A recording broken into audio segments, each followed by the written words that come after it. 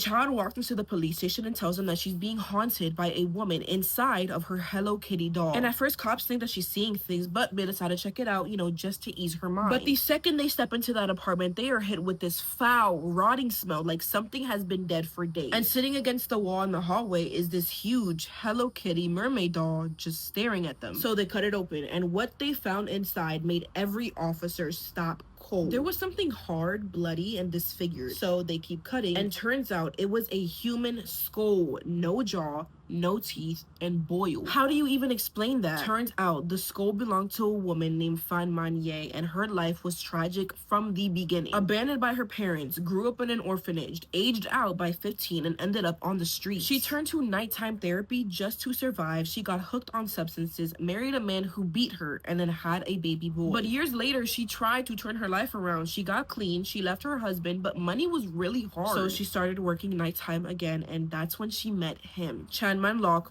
member, and her new client. Basically someone you shouldn't be around if you want to do better. And this is where the nightmare begins, because one day she steals $500, and to him, that is unforgivable. So he sends 2 men and a 14-year-old girl who he was to kidnap Fan from her apartment. They drag her to a rented flat, and what they do to her is straight up evil. They tortured and SA'd her for a month straight. They beat her with metal bars, kicked her over 50 times in the head, poured boiling oil over her wounds, rubbed chili paste into her open cuts, forced her to eat her own waste, and drink urine from a shoebox. It's a long list. They cooked in the same kitchen they beat her in. She was assaulted, starved, until her body couldn't take it anymore. It genuinely makes me ill just thinking about it. By April 1999, Fan slipped into a coma and passed away in that apartment. But her horror did not end there. She was drained inside of a tub and cut into pieces, and then those pieces were boiled, and then they just threw some of her body out of a window like it was trash. Then they grabbed the Hello Kitty doll, ripped the head off, and shoved her skull inside it, sewed it back shut,